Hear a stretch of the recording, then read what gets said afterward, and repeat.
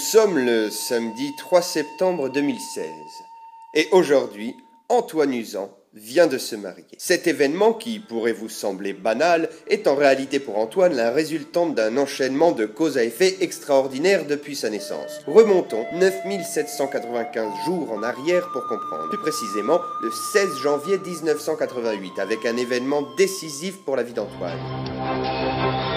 Jacques Chirac, officiellement candidat à la présidence, il est le premier des 3 principaux prétendants à se déclarer. Les faits et les premiers commentaires dans ce journal. C'est en apprenant la nouvelle aux informations que Catherine Usan, la mère biologique d'Antoine, ressent les premières contractions. Hé, doucement, hein.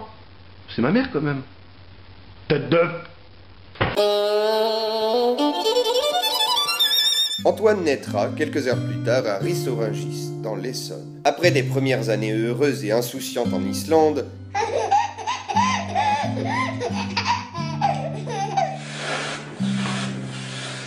les premiers signes de la maladie d'Antoine font leur apparition. Sûrement contractés au contact des animaux, cette maladie, inconnue jusqu'alors et que les médecins s'empressent d'appeler la rouxotte, provoque chez Antoine des troubles du comportement qui s'expriment de manière différente selon son humeur. L'événement le plus grave étant sans doute la fois où il maintient ses 2 sœurs enfermées dans la grange du manoir familial pendant 7 jours. Grâce au football, Antoine grandit tant bien que mal et retrouve sa place dans la famille. Bien que ses sœurs ne le pardonneront jamais, ce sont elles qui, le jour de ses 18 ans, le poussent à l'exil. Ainsi commence l'épopée d'Antoine, que Serge Gainsbourg, son ami d'enfance, qualifiera plus tard de « Les plus grands sont les plus simples ».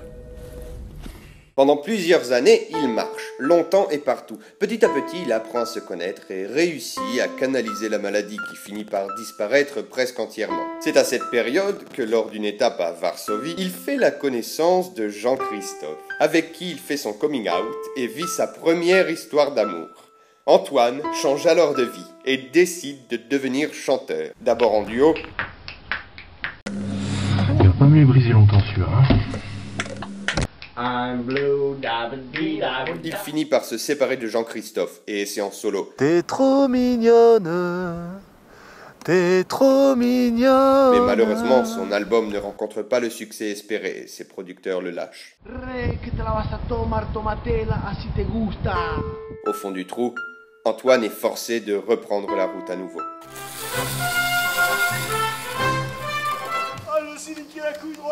C'est ainsi que commence la 2e étape de son voyage. Pendant plusieurs années, il marche à nouveau, mais après ces années de folie, il n'a plus ses jambes d'antan et ça fait mal. Il décide alors de s'établir là où ses jambes l'ont porté, dans les montagnes du nord-ouest de la Roumanie. Pendant plusieurs années, il vit de son élevage de moutons et se contente de choses simples. Jusqu'au jour où, devenu alcoolique à force de parler tout seul, il décide de changer à nouveau de vie et d'utiliser sa sagesse acquise auprès de la nature pour devenir coach de vie.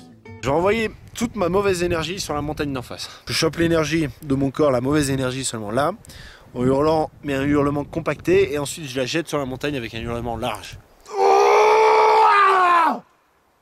Son livre, Moi, Antoine, la chipie, fait de lui une star internationale. Ceci nous amène à l'événement le plus important de sa vie.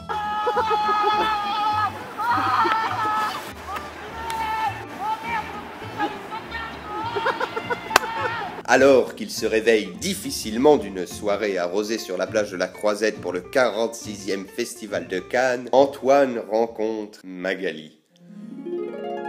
Magali Couturier. Ancienne danseuse de country originaire du nord de l'Irlande, Magali est dotée d'une personnalité hors du commun qui séduit immédiatement Antoine. Non, allez, enlève tes cheveux là. Mais non, mais je peux pas, il y a du vent de toute façon. Là, c'est pas possible, là, si je prends cette photo. Après une cour assidue à laquelle elle finira par céder d'épuisement, ils partent tous deux en pèlerinage à Sainte-Marie-de-la-Mer. C'est là-bas, entouré de saintes, de Marie, de Mère et de sa chère Magali, qu'inspiré par cette dernière, c'est l'histoire d'un homme solitaire qui buvait son oasis tropicale sur la rivière qui n'était point tropicale.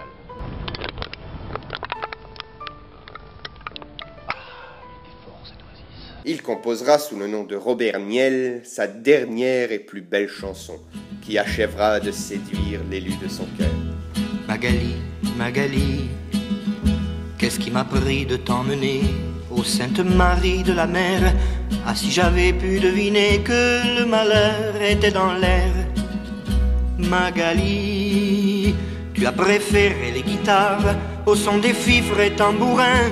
La farandole provençale ne me donnera plus la main. Entendi lei tamburinaire, mais lei fifre per danza. L'amour che pourra passer taire ne jamais sere boa.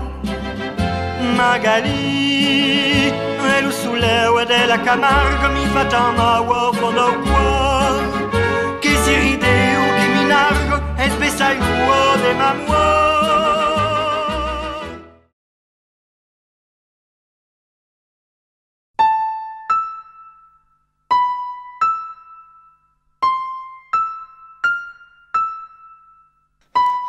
Me laisse pas tout seul!